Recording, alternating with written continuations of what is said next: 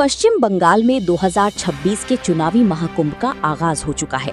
पहले चरण का मतदान संपन्न होने के बाद अब सबकी नजरें दूसरे और अंतिम चरण पर टिकी हैं, जो आगामी 29 अप्रैल को होने जा रहा है। 4 मई को आने वाले नतीजों से पहले बंगाल की राजनीति का पारा 7वें आसमान पर है। इसी बीच चर्चाओं के केंद्र में है जोड़ासांको विधानसभा, एक ऐसा क्षेत्र जिसे लघु भारत कहा जाए तो गलत नहीं होगा। यहाँ हर धर्म और संप्रदाय के लोग मिलजुल कर रहते हैं। विशेषकर हिंदी भाषी और व्यापारी वर्ग मतदाताओं की यहाँ भारी तादाद है, जो किसी भी उम्मीदवार की हार या जीत तय करने में निर्णायक भूमिका निभाते हैं।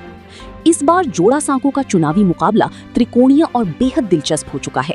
सत्ताधारी दल टीएमसी ने यहां से विजय उपाध्याय को मैदान में उतारा है, तो वहीं बीजेपी की ओर से विजय ओझा अपनी किस्मत आजमा रहे हैं।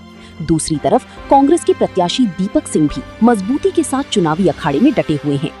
राजनीतिक समीकरणों के बीच हमारी टीम ने टीएमसी उम्मीदवार विजय उपाध्याय से खास बातचीत की।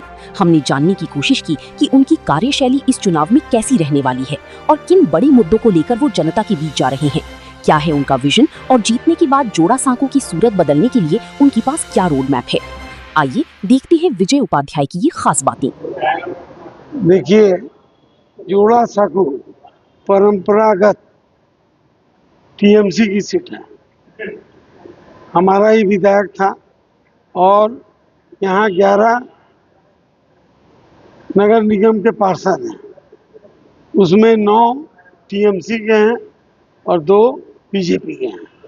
वो बीजेपी का एक पार्षद यहाँ से भाजपा का उम्मीदवार है और हमारी नेत्री पश्चिम बंगाल की मुख्यमंत्री टीएमसी सुप्रीमो ममता बनर्जी और महामंत्री अभिषेक बनर्जी जो दल के सेनापति हैं, उन्होंने मुझे जोड़ासांको का उम्मीदवार बनाया है। मैं जब से जन्म लेने के बाद 7 वर्ष तक 23 नंबर वार्ड में रहा। उसके बाद मैं 41 नंबर वार्ड में आ गया। मैं 8वें साल में, और तब से अभी तक मैं 41 नंबर वार्ड में हूँ। इसका मतलब मैं भूमि पुत्र जोड़ासांको का हूँ। और मैं जो हूँ 53 वर्ष से राजनीति में सक्रिय हूँ और 11 वर्ष से मैं 20 नंबर वार्ड में काउंसलर हूँ। जहाँ की भूतनाथ मंदिर, माँ गंगा और नीमतला शमशान है। उस भूतनाथ मंदिर के सामने सौंदर्यीकरण जो इतना सुंदर हुआ, बाबा भूतनाथ का दरबार सज गया मेरे रिजिम में। और मैं गंगा आरती बनारस की तरह गंगा दशहरा और देव दीपावली 21,000 दीपकों के साथ बनारस से 5 लोग आते हैं और वो लोग गंगा आरती करते हैं। तो हिंदुत्व की बात जो करने वाले हैं बीजेपी के लोग, हमारी ममता बनर्जी कहती हैं धर्म सबका अपना अपना और उत्सव सबका। तो मैं हिंदू हूँ, मुझे गर्व है, लेकिन मैं हिंदू कौन सा हिंदू हूँ? स्वामी विवेकानंद जी कहते थे कि हमें गर्व है, हम हिंदू हैं। लेकिन उनकी क्या नीति थी? सब धर्म का सम्मान करो, किसी धर्म से बैर मत करो, सबको साथ में लेके चलो। और उनके गुरु बोलते थे जितना दो तो मत तो पत। तो सब, लेकिन मैं न जाचे एक ईश्वर है, गॉड है। विभिन्न छोटो छोटो रास्ता दिखे, ये एक जगह पहुंचते हैं, ओटा बोलो ईश्वर गॉड। जीत के बाद सबसे पहला कार्य जो आपके द्वारा किया जाएगा वो जोड़ासांको के लिए क्या होगा? देखिए, जैसे मैंने भूतनाथ दरबार सजाया 22 नंबर वार्ड, 23 नंबर, काफी मंदिर हैं। आप चला जाइए राजा कटरा, पंचमुखी हनुमान जी का प्रसिद्ध मंदिर है, फेमस मंदिर है। वहाँ देखिए सामने में ओपन बैट है, उसको भाजपा के पार्षद ने आज तक क्लीन सिटी में नहीं बदला। और वहाँ जो दर्शन करने जाते हैं नाक में रुमाल रख के जाना पड़ता है।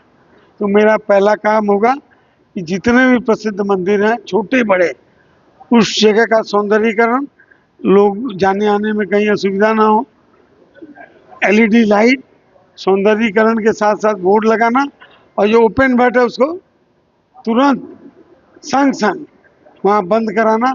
और वहाँ गंदगी का कहीं भी गंद बोल के कुछ नहीं रहे। ये लोग धर्म की बात करते हैं कि धर्म के लिए कुछ करते नहीं हो, सामने में प्रमाण है। प्रचार के दौरान कैसी प्रतिक्रिया मिली आपको? बहुत बढ़िया, लोग बहुत खुशी हैं। जहाँ जा रहा हूँ ममता बनर्जी के विकास कार्यों को सामने रख रहा हूँ और लोग जो है दोनों हाथ से हाथ उठा के वोट के रूप में मुझे आशीर्वाद देंगे। टक्कर कितना बड़ा लगा? कोई नहीं है टक्कर में, क्यों पड़े हो चक्कर में, कोई नहीं है। बीजेपी का आरोप है ना कि जो यहाँ की जनता है वो टीएमसी के दबाव में मुंह नहीं खोलती है, कुछ बोलती नहीं। क्या सच्चाई है, क्या लगता है? हमेशा ये आरोप है कि जनता के मन में डर है। ये सब बनावटी बातें हैं, ठीक है ना, बनावटी बातें हैं। सबको अधिकार है अपना मत का प्रयोग करना। इन्होंने एसआईआर के माध्यम से उनके मताधिकार के प्रयोग को छीनने का प्रयास किया पश्चिम बंगाल में। एसआईआर प्रक्रिया में 1.5 करोड़ लोगों को लाइन में लगा दिया।